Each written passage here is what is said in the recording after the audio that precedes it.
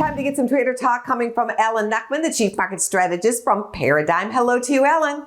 Hello, Angie. The theme for this week is test and or reject.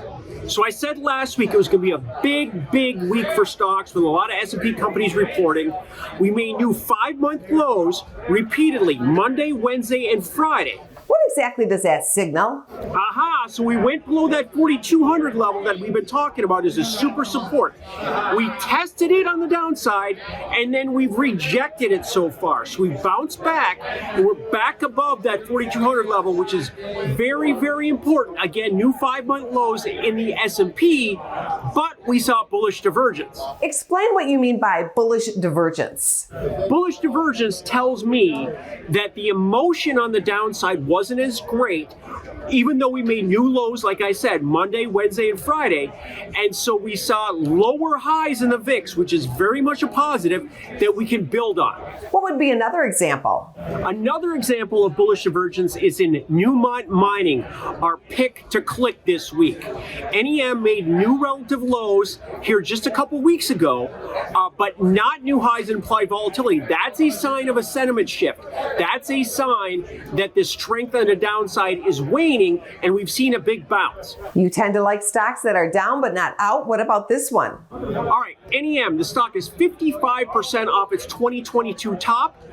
We're trading about 37.5 right now. Like I said, we're seeing that bullish divergence. We're also seeing the leverage buying that we look for. We're seeing options of accumulation on the bullish side there. So this is a stock that for 3 months has been trading between 35 and 40. A breakout of that range targets 45. Now there's also a gap up above here at the 44 level, which is the 200-day moving average, which is important to see how it can react and fill in that space. What's your plan? All right, the way to play NEM, the March 35 call in the money option. We're about 37.5 right now. It's $2.50 in the money, trading for about $4.50 or so. So it's got 5 months of time and a nice fat 70 delta, meaning it's going to act like the stock on the upside. And let's remember, gold just made a big U-turn, and we're up 10% in scary October alone. How about your trading day takeaways, Alan? All right, let's talk trading takeaway. Trading takeaway number one, nothing Fed burger. Zero.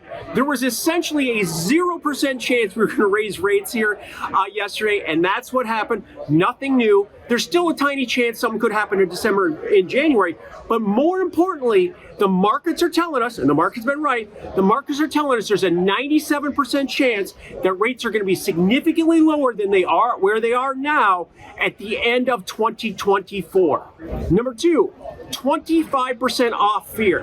Halloween's gone, come and gone. Now we've seen the VIX, the fear factor, drop dramatically. It dropped from 23, that spike high that we saw last Monday when the market was making that new low, even though it was surpassed on Wednesday and Friday, but dropped from 23 to 17 yesterday. That's a 25% drop in just days.